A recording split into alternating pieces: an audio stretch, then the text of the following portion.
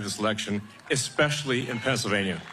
America ने कभी ऐसा सोचा नहीं होगा कि 78 साल का डोनाल्ड ट्रंप ऐतिहासिक जीत के साथ वापस लौटेगा। 2016 में बहुत कोशिश के बाद वो जीत मिली थी और 46% वोट के साथ ये काम कर गया था, लेकिन अब वो मामला बहुत शिफ्ट हो गया है। 2020 में वो ज़्यादा कुछ चमत्कार नहीं कर पाए थे, लेकिन 2024 में वो पूरी चमत्कार के साथ लौटे, यानी बहुत कुछ बताने की कोशिश कर रहे हैं और बहुत कुछ जीतने के लिए अपनी सारी बुद्धि लगा दी, सारी एनर्जी लगा दी है, सारा कुछ, बहुत सारे जो थ्रेड हुए थे वो कुछ भी सारे कुछ ऐड होते होते अब यह ऐतिहासिक जीत में बदल गया है। कभी किसी ने सोचा था 78 साल की उम्र में भी कोई लड़ता है क्या, कोई इतनी एनर्जी लगाता है क्या? और वो जीत के बाद उन्होंने क्लियर कर दिया है कि मैं केवल अमेरिका के लिए ही लड़ूंगा और अमेरिका को बदलने के लिए लड़ूंगा और पूरी चुनौती के साथ तैयार है। ऐसा साधारण बात नहीं, यह असाधारण है और उनकी जो पकड़ है, जो हमारी सोच है, वो बिल्कुल अलग है।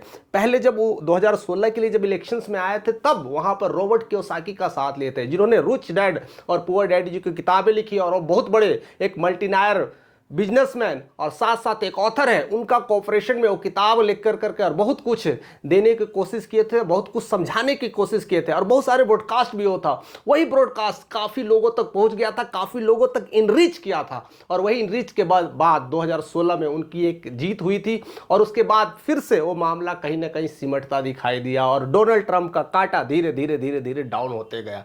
लेकिन चीजें बदलती है, समस्याएं आती जाती है। जो बाइडेन अभी तक सबसे उम्रदराज राष्ट्रपति थे और बहुत कुछ कोशिश के बाद उन्होंने 2020 में वापसी ली थी, लेकिन अब उसका भी रिकॉर्ड वो ब्रेक कर दी है। डोनाल्ड ट्रंप अभी सबसे ज्यादा उम्रदराज मीन्स कहा जाता है तो राष्ट्रपति हैं। 78 साल 154 दिन का हो चुके हैं और इस उम्र में ये जज्बा के साथ वो आगे बढ़ रहे हैं और इस जज्बा में उनके साथ और सिर्फ साथ एक देने वाले एक ही इंसान है, वो है आपके चहते और सबसे ज़्यादा विलियनर और मिलियनर कहते हैं एलोन मस्क है। एलोन मस्क का नाम सुनते ही आप समझ में आ गया होगा कि जितना भी हम लोग जितना भी घटनाएं सुनते हैं, जितना कुछ रिफ्लेक्शन होता है, सब कुछ ट्वीट के माध्यम से कर दिए जाते हैं। वही ट्वीट के फाउंडर है एलोन मस्क, जिन्होंने एक्स ईजाद किया था और वहां पर उन्होंने इनको प्रमोट करना शुरू किया था। 2016 में रॉबर्ट कियोसाकी और 2024 में एलोन मस्क। अगर ऐसे लोग पर्सनालिटी अगर उनके साथ आ गए तो दुनिया का कोई भी इलेक्शन हो या कोई भी बहुमत प्राप्त करना हो वो मुश्किल नहीं है।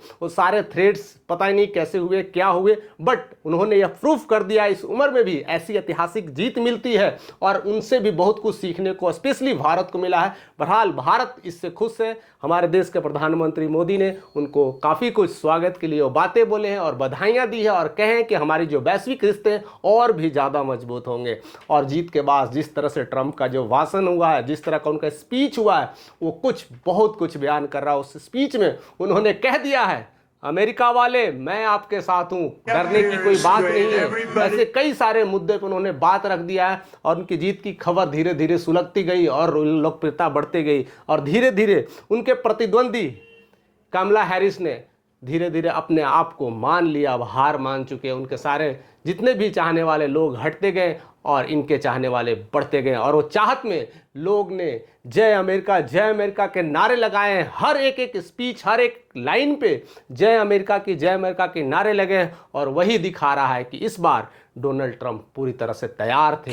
डोनाल्ड ट्रंप जिस तरह से 2016 और 2024 में जिस तरह से वो डिफरेंस पैदा किए, वो डिफरेंस भी काफ़ी कुछ देखने को मिलता है और 277 वोट से आगे चल रहे हैं और अभी भी लगता है कि 2-4 स्टेट में जो बचे हैं उसको भी अगर कांटा पार कर लिए तो लगता है 300 का कांटा पार कर देंगे। जो काम भारत में मोदी नहीं कर पाए वो काम डोनाल्ड ट्रंप कर रहे हैं। इसकी भी प्रक्रिया अगर हम फ्लैशबैक में जाते हैं तो काफ़ी कुछ देखने को मिलता है कि जिस तरह से मोदी की काबिलियत को उन्होंने देखा है, समझा है, जाना है कि किस तरह से वो अप्रोच करते हैं, उनका डायनेमिक अप्रोच क्या है, वही अप्रोच कहीं ना कहीं डोनाल्ड ट्रंप के साथ दिखता है और कहीं ना कहीं वह समझ दिखता है। और वैश्विक तौर पर ये दोनों नेता काफ़ी कुछ बदलने की हिम्मत रखते हैं और अमेरिका का नाम सबसे लिस्ट में, हिट लिस्ट में सबसे नंबर 1 आता है और वही हिट लिस्ट की मदद से वो बहुत कुछ कर सकते हैं और एक चाहत, एक समझ, एक बुद्धि और एक तरह से हर तरह से इरादा और हर कुछ समझने की चाहत है, हर कुछ जानने की चाहत है। और उस उम्र में जिस तरह से वो काम कर रहे हैं, जिस तरह से वो बातें रखते हैं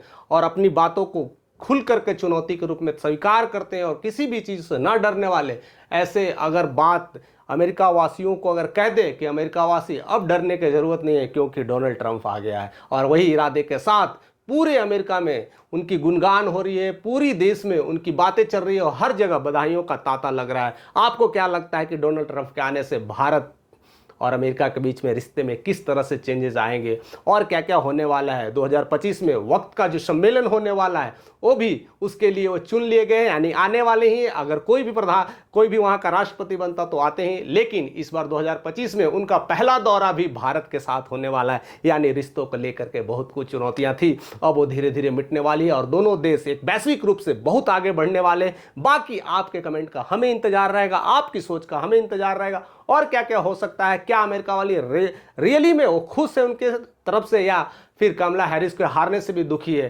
क्योंकि कई बार अमेरिका में लेडी जितने भी महिलाएं हैं राष्ट्रपति पद के लिए कोशिश करती रही है, लेकिन मोर देन कहा जाता है कि अभी तक वैसा कुछ हुआ नहीं है। इतने सालों के ट्राई के बाद लगभग अंदाज़ा लगाया जा सकता है कि 150 ईयर्स तक जितने भी महिला प्रतिद्वंदी अगर आई है वो जीत ना पाई है, लेकिन इस बार भी वो कांटे की टक्कर के साथ ही पीछे रह गई। बहरहाल कमला हैरिस ने बहुत अच्छा प्रतिद्वंदी अपना साबित किया और प्रूफ कर दिया है कि आने वाले टाइम में भी मैं भी किसी से कम नहीं हूँ। लेकिन अब वो मामला टल गया है। अब बात है डोनाल्ड ट्रंप की, यानी 77वें राष्ट्रपति के रूप में जिन्होंने अपने आप को प्रूफ किया है और बताने की कोशिश किया है और कई सारे रिश्तों को लेकर के भी समझने की कोशिश किया है। और भारत के क्या रिश्ते होंगे, बाकी देशों के साथ क्या रिश्ते होंगे, इजराइल का जो चल रहा है अभी भी उस स्थिति में अब क्या क्या अमेरिका एक्शन में लेता है, यानी बहुत देशों की नज़र अब डोनाल्ड ट्रंप पे पड़ रही है। क्योंकि डोनाल्ड ट्रंप की सोचने की जो शक्ति है वो तीखी है, आप प्रहार भी तीखे अंदाज में करते हैं और डरने की तो कोई बात ही नहीं है। अब सारा देश की नज़र डोनाल्ड ट्रंप पे है। बहरहाल आप क्या सोचते हैं हमें कमेंट करके बताइएगा। ऐसे हमारे साथ बने रहिएगा। चैनल पे न्यू है तो सब्सक्राइब करना ना भूलें, ज़्यादा से ज़्यादा लोगों तक शेयर करना ना भूलें।